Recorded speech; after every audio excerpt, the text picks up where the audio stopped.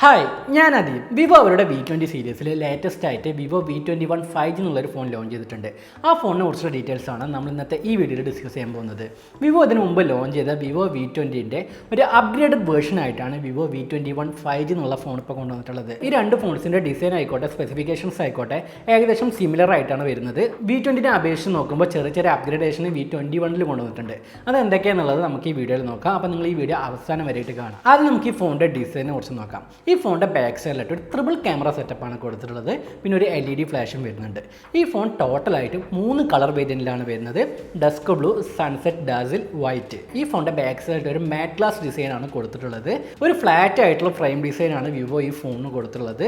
7.39 mm ആണ് ഇതിൻ്റെ thickness വരുന്നത്. ഈ ഫോണിൻ്റെ റൈറ്റ് സൈഡിലായിട്ടാണ് വോളിയം ബട്ടണും പവർ ബട്ടണും കൊടുത്തിട്ടുള്ളത്.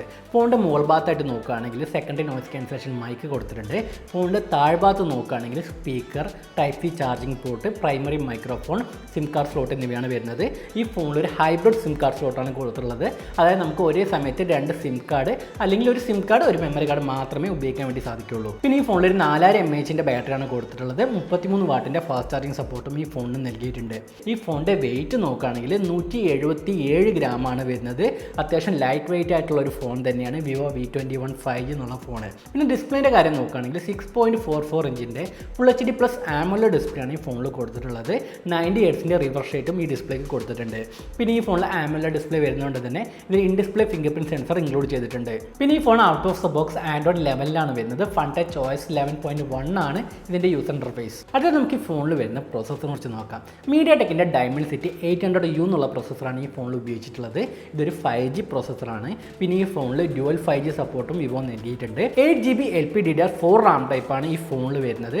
പിന്നെ വിവോയുടെ 3GB വെർച്വൽ റാം സപ്പോർട്ടും കൊടുത്തിട്ടുണ്ട്. എന്താണ് ഈ വെർച്വൽ റാം എന്ന് ചോദിക്കുകയാണെങ്കിൽ ഈ ഫോണിൽ 8GB റാം വരുന്നുണ്ട്.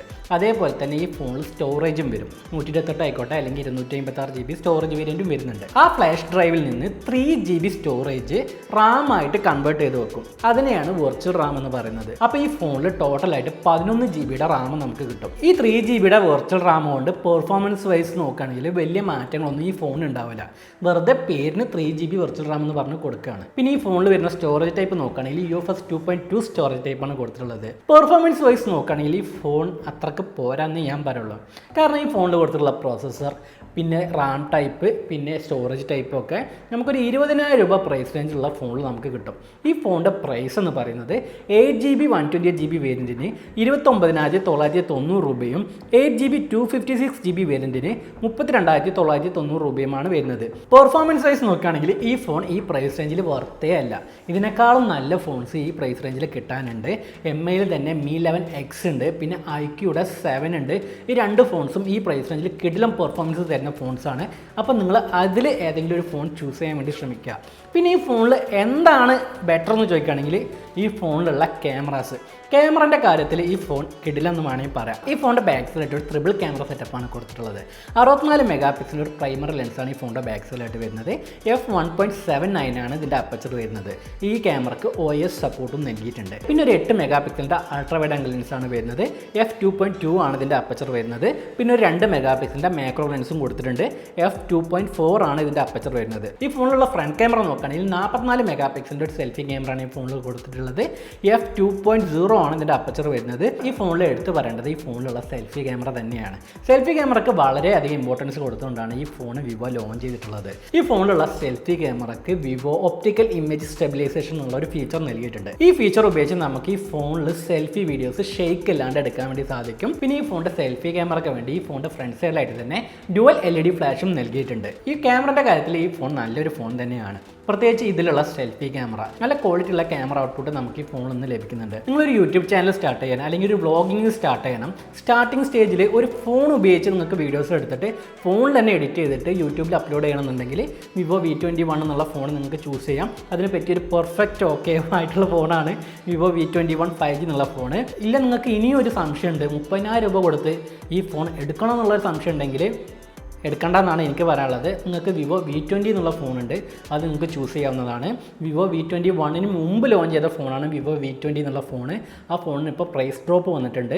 ഏകദേശം 20,000 രൂപ മുതൽ 22,000 രൂപ ആ റേഞ്ചിൽ നമുക്ക് വിവോ V20 എന്നുള്ള ഫോൺ കിട്ടും. പക്ഷേ വിവോ V21 ഉള്ള 2 ഫീച്ചേഴ്സ് വിവോ V20 ഇല്ല. എന്തൊക്കെയാണെന്ന് ചോദിക്കുകയാണെങ്കിൽ, ഒന്ന് 5G ഇല്ല. 5G കൊണ്ട് ഇപ്പോൾ ഇന്ത്യയിൽ യാതൊരുവിധ യൂസും ഇല്ല, കാരണം ഇന്ത്യയിൽ 5G വന്നിട്ടില്ല. നിങ്ങളുടെ ആവശ്യം ഇപ്പോൾ എന്താ, ക്യാമറയാണ്.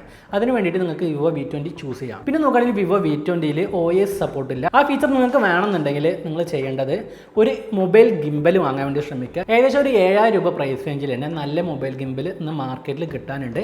അപ്പോൾ നിങ്ങൾ അത് വാങ്ങി യൂസ് ചെയ്യുക. അങ്ങനെ ഗിംബൽ വാങ്ങാമെന്നുണ്ടെങ്കിൽ നമ്മൾ ഇനി ഭാവിയിൽ ഫോൺ അപ്ഗ്രേഡ് ചെയ്യണം, ഒരു ഐഫോണൊക്കെ വാങ്ങാമെന്നുണ്ടെങ്കിലും അപ്പോഴും നമുക്ക് ഈ ഗിംബൽ ഉപയോഗിക്കാൻ വേണ്ടി സാധിക്കും. അപ്പോൾ നിങ്ങൾ അങ്ങനെ ട്രൈ ചെയ്യാൻ നോക്കുക.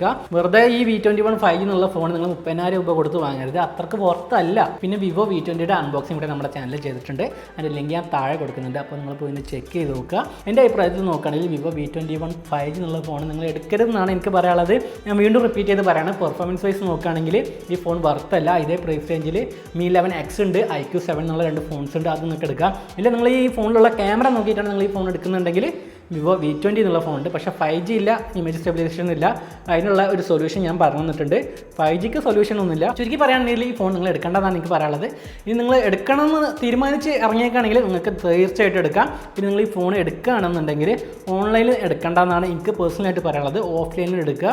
ഓഫ്ലൈനിലും ഓൺലൈനിലും ഒരേ പ്രൈസാണ് വരുന്നത്. ഓഫ്ലൈനിൽ നിങ്ങൾക്ക് ചിലപ്പം ഡിസ്കൗണ്ട് തരാനുള്ള ചാൻസ് വളരെ കൂടുതലാണ്. പിന്നെ നിങ്ങൾ ഓഫ്ലൈൻ സ്റ്റോറിൽ പോകുകയാണെന്നുണ്ടെങ്കിൽ വിവോ V21ൻ്റെ ഡെമോ പീസൊക്കെ മുമ്പ് തന്നെ കാണിച്ചു തരും. നിങ്ങൾക്ക് ചെക്ക് ചെയ്ത് നോക്കിയിട്ട് വേണമെങ്കിൽ വിവോ V21 എന്നുള്ള ഫോൺ വാങ്ങാൻ പറ്റും. അപ്പോൾ നിങ്ങൾ ഈ ഫോൺ വാങ്ങുന്നുണ്ടെങ്കിൽ ഓഫ്ലൈൻ സ്റ്റോറിൽ പോയി വാങ്ങാം. വിവോ V20 വാങ്ങുന്നുണ്ടെങ്കിലും ഓഫ്ലൈൻ സ്റ്റോറിൽ നിന്ന് വാങ്ങാം. ഡിസ്കൗണ്ട്സ് ഒക്കെ കിട്ടാനുള്ള ചാൻസ് വളരെ കൂടുതലാണ്. അപ്പോൾ നിങ്ങൾ ഓഫ്ലൈൻ സ്റ്റോർ സന്ദർശിക്കുക. അപ്പോൾ ഇത്രയുമാണ് ഇന്നത്തെ ഈ വീഡിയോ. ഈ വീഡിയോ നിങ്ങൾക്ക് ഇഷ്ടമായിട്ടുണ്ടാകുമെന്ന് പ്രതീക്ഷിക്കുന്നു. അപ്പോൾ നമുക്ക് അടുത്ത വീഡിയോയിൽ കണ്ടുമുട്ടാം. ബൈ.